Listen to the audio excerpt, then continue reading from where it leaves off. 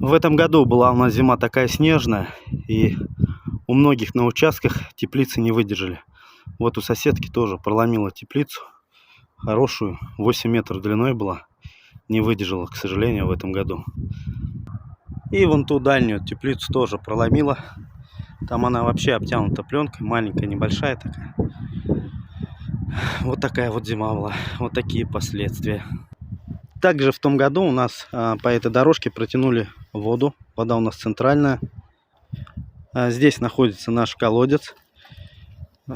Не успели отсыпать в том году. Часть дороги уже отсыпали, практически процентов 90. Это у нас вторичный бетон дробленый.